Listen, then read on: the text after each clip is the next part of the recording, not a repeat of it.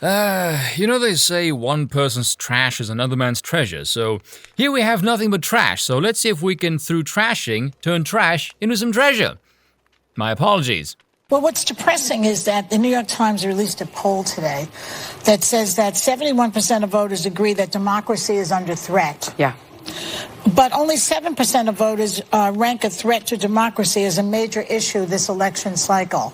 Would you like to tell your vagina-filled audience what the people thought the number one threat to democracy actually is? Well, seeing as your fat ass won't, I'll tell you. It's the media, and last time I checked, you can't vote them out, so that might explain the lack of urgency via the polls. But let me explain something else here, you stupid bitch. It's very difficult to get people to give a flying asshole when the people in power have made your life a living hell and worse in literally every single capacity, when just 2 years ago, people had none of the problems they face today. It makes your cries of threat to democracy seem kind of, impotent. As a matter of fact, just to play devil's advocate here, and this might be because I'm a monarchist, but let's say, hypothetically of course, Trump were to retake his rightful place as the chief executive and went full dong-zo and took everyone associated with this chaotic shit show. The CDC, academics, military personnel, the FBI, politicians, you name it, and just decided to line them all up against the wall and fire cannons at them. My only question would be, do you need help with the ammo? Yeah. I find that so depressing. You get paid to be stupid and dumb down society. Your only function is to be the object of ridicule. Every time you open your mouth, you embody the idiotic conceitedness responsible for the collapse of Western civilization. You are a worthless waste of space and oxygen. If you were to be taken off the air tomorrow, not a single soul would miss you, and society would be markedly improved if people never have to hear a word from you ever again. I can't begin to tell you. That's why I don't like polls. Oh no, I have to see the opinion of peasant troglodytes and their concerns, which I don't care for in the slightest because I am so much better than them. Well, maybe it's because she has to read numbers past a single digit. Well, it is depressing. you can debate the poll, Yeah. but this is what people are saying. I mean, I understand. Inflation has gotten people, if you can't put food on the table, it's very depressing. And if you can't put gas in your car, and inflation and rents and everything else is piling up because of various reasons. One of them is the pandemic. Another one is maybe the war in Iraq, in Ukraine. Yeah. Uh-huh. And what were the cause of those things, I wonder? Oh wait, you're not going to tell us because the collective IQ of everyone in that studio was lower than a used tampon.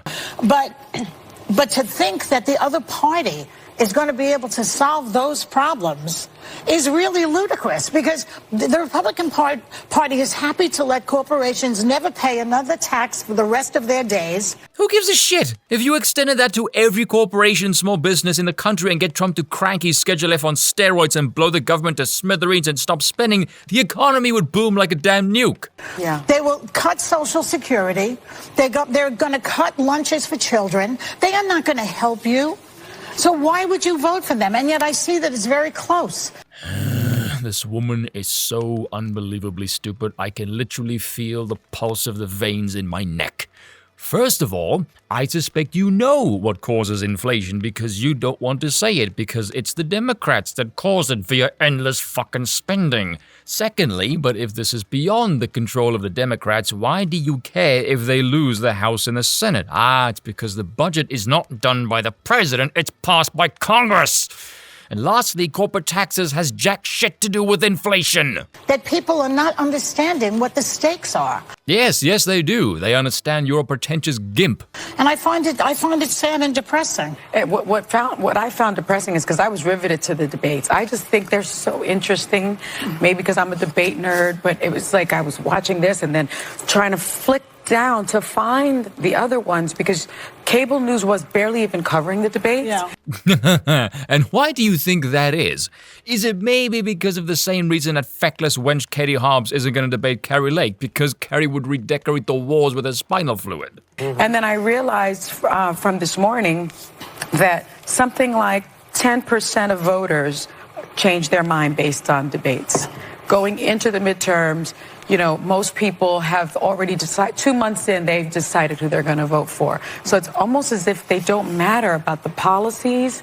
They don't matter about what people have done. They don't matter. The character doesn't matter. It just matters which jersey they're wearing. I remember Rick Klein came on the other day and said, the reason people would be voting for someone like Herschel Walker instead of Senator Warnock is because he's wearing the Republican red jersey. Well, Yeah, this little explanation of hers does not include independence, so no, she's wrong. What else is new? Say they would matter more if there was more substance to them. One of the reasons I like watching a Stacey Abrams speak is she often comes and says something. You mean that behemoth of a creature that said the reason you care about inflation is because you have children, and by the looks of her, she might actually suggest you try and eat one to save money? That one? Right now, we're not seeing who leads better. We're seeing who fights better. It's a name call, and then so we distance ourselves on one side from this candidate, and then we throw it back and talk about the other thing. Very few people come back and say, okay, so I hear that, like Stacey Abrams said this about inflation. She said, in Georgia, we're going to use our surplus to actually raise teachers' pay, boost funding for preschool. So yet again, keep spending more government money. All I want is a candidate. I don't care what side they're on. I don't care where they come from. I want someone to step up and stop just throwing the ball back. You can't ping if you don't pong. Like, give me something. Like, as a voter, I think these debates, the reason we defended why they do them is not for the party politics, but for the people. Give me some solutions. Oh, I have one. Let's start with the repealing of the 19th Amendment. That would solve so many problems. Tell me when that person name calls, say, okay, I'm going to let them do that, but we only have 45 minutes here. So let me tell you a little bit about what I'm going to do. So few candidates do that these days. Republicans to do that without an agenda. But I do think that the debates are important because nowadays in the 24-hour news cycle, candidates run too much to the national audience and talk about these big national issues rather than what matters to state voters and to local voters. And so even if they're not widely watched, it sometimes forces them to answer questions they otherwise aren't going to, and not just talking about what they want to.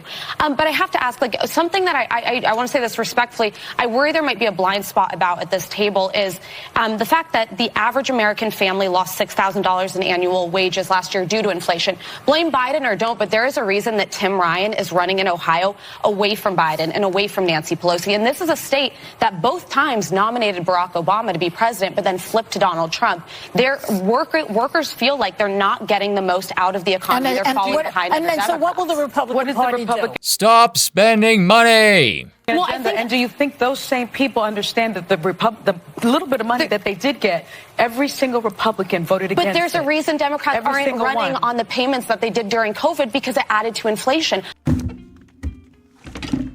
Sorry, I just fell out of my chair in astonishment. My word, the white one's not useless.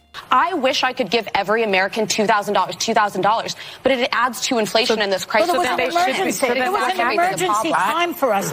No, it wasn't. The COVID response was utterly unnecessary and draconian level of government incompetency. I agree. By the way, I supported that through the height of the pandemic when people artificially couldn't go to work because the economy was shut down. You can't do that forever because it actually exacerbates what about the hearing aids? What about Hold up.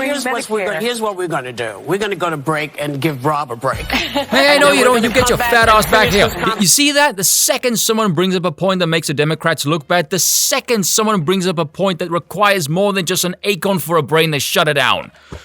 Oh, Lord, I can't stand these imbecilic winters. That is all for today. Thank you all for watching, and I will see you all next time. Oh, and then people wonder why I say women shouldn't vote.